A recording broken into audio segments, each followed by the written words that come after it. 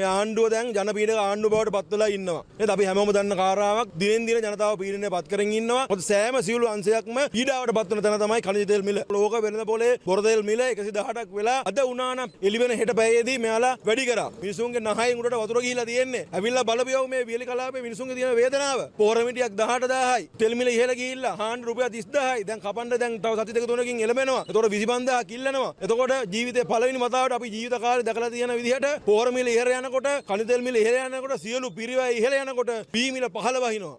85යි අද 85ට මේ අනුරාධපුර දිස්ත්‍රික්කේ කිරන්නේ නැහැ. අම්පාර දිස්ත්‍රික්කේ සමහර තැන්වල 70ට දෙන මොකද කරන්න දෙයක් නැහැ. වහ බොන්න කලින් මිනිසු කරන අන්තිම දේ මේ යල කන්නේ විනාශ වුණොත් මහ කන්නට කොහොමද මේ ගෝවියා මුහුණ දෙන්නේ? මේක ජනපීඩක ආණ්ඩුව බවට පත් වෙලා තියෙන්නේ. අපි මහ ජනතාව විතර පුරවස අරගල ආණ්ඩුව පීඩාවට පත් කරන්න අපි සූදානම් කියන එක තමයි මේ අද පන්දම් උද්ඝෝෂණයෙන් පෙන්වුවේ. අපි දැක්කා ඒක අමතිවරයක් කියනවා පොහොර නැහැ කියලා කිව්වොත් අදුරට යන්න ලෑස්ති වෙන්න කියලා නේද? නීතිය ක්‍රියාත්මක. පොහොර නැත්තම් නැහැ කියන අහවල් එක කියන්නද අපි කියන්නේ? පොහොර නැත්තම් නැහැ තමයි යකෝ. පොහොර නැහැ. මිල වැඩි කරා 18000යි. 10200කට දැන් ගෙනල්ලා දෙනවා. අපේ කන්නේ අවශ්‍යතාවය පොහොර මෙට්‍රික් ටොන් 132000ක් පමණ වෙනවා. 118000 පොහොර ලේකම් කාර්යාලයෙන් ගන්න 118000ක් වෙනකොට ගෙනල්ලා තියෙනවා. හැබැයි මේ මිලට තමයි මේ වැඩි කරමින් මේ වැඩි මිලක් ගහමින් ඉන්නේ. ඒතර ආණ්ඩුව මැදිහත් වෙලා තියෙනවද ඒකට?